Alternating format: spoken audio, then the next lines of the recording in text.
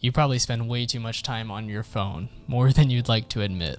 And I'm the same way, but I found little small tweaks that actually make a huge difference to my daily productivity, but also just focusing more on the important things in life, like my life's work and fostering relationships. So if you want to improve your focus and your general presence, then here are some of my suggestions for setting up your phone.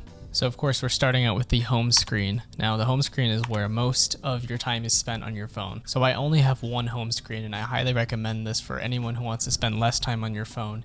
You don't really need all those extra pages that have tons of apps that you never see. So for my home screen, I literally only have one home page. Here's my app library where it has all those apps, but these are just the commonly used ones and some widgets. Normally I'm right-handed, so I actually set up my home screen so it's actually more ergonomic. So I can easily use my right thumb to access all of these icons here, and they're positioned in a way that allows me to easily reach them. And if you're wondering how I can just customize these icons and why there's actually no text on some of these icons, it's because I'm running the iOS 18 public beta, which allows you to customize the home screen even more. So I can actually show you if I just hold down on the screen and I hit edit, I can customize, and I can change the icons to be small or large. And if you hit large, it gets rid of those app names, which I think looks cleaner. And you can actually rearrange the icon tiles anywhere on the screen. They're not really confined to that weird grid. It's still not super customizable, but it's much better than it was before. So these are pretty much all the apps that I frequently use. I have my Photos app, the phone app. I don't use the phone app that much actually, but it's important to have Facebook Messenger. The Notes app, Clock, the Maps, and then Superhuman, which is my email app. And I have a few widgets here. So the first one at the top here is my Fantastical widget, which is my calendar app of choice, followed by this app called Up Ahead, which counts down to important dates that are coming up.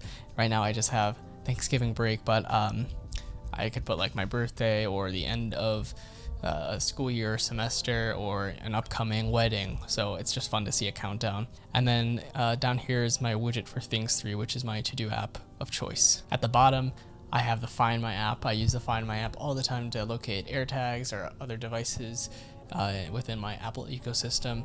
I have Arc browser, which is my favorite mobile browser, and Arc search is really cool. Love to make a video on that. My iOS messages app, and then the camera. So this is literally all I have on my home screen, and I highly recommend just having the most important icons here. But it's really important to not have any social media or any other apps that you don't want to use, things that take away from your valuable time. So if you spend too much time binging Netflix or YouTube, of course TikTok, then don't have it on your home screen. Hide it away in this app drawer where you don't see it. Focus modes are super helpful when I want to actually get some deep work done. So by default, this is what my home screen looks like. And then when I activate, and actually it's activated by a Siri shortcut, but if I turn on the focus mode for office hours, this is kind of my deep focus, my home screen and background change, and actually some notification settings change as well. So I just have a bigger calendar view just so I can see things that are coming up in the calendar. I still have the Things 3 widget, which is always going to be important for me. I have a calculator to run some small calculations in case I'm doing like some business things. Email is a big thing. ChatGPT is helpful for just rewriting like sales copy or whatever ChatGPT is good for. And then the Clock app for setting timers. And then the bottom will stay the same. Again, this is just a single home screen, but I think this activates between like 8 a.m. and to 5 p.m. And that is pretty much the time where I want to be exclusively focused on things that are off my phone. So I'm not spending much time on here at all, actually. Optional thing you could do is actually set grayscale mode on your phone through accessibility settings, so there's not all these bright colors distracting you, but I don't think that bothers me that much. I don't chronically spend too much time on my phone, so if that is something you want to do, that's the possibility. And now there's a last layer of defense when it comes to staying off your phone, and it's actually an app that prevents me from going on the apps that I don't want to be on.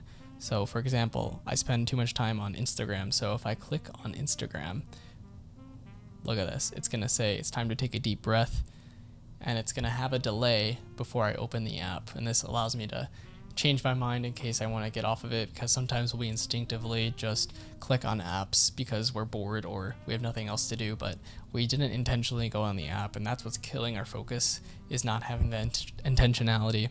So I can either continue to Instagram at the bottom, and I'll actually allow me to log my mood at the time as to why I'm opening it.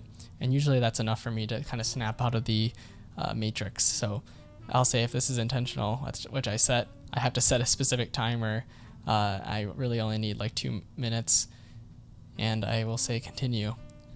And sometimes it says restricted, but that's pretty much it. And this is called the 1 sec app, and I have an overview of how many times it's prevented me from opening these apps and how much time it saves.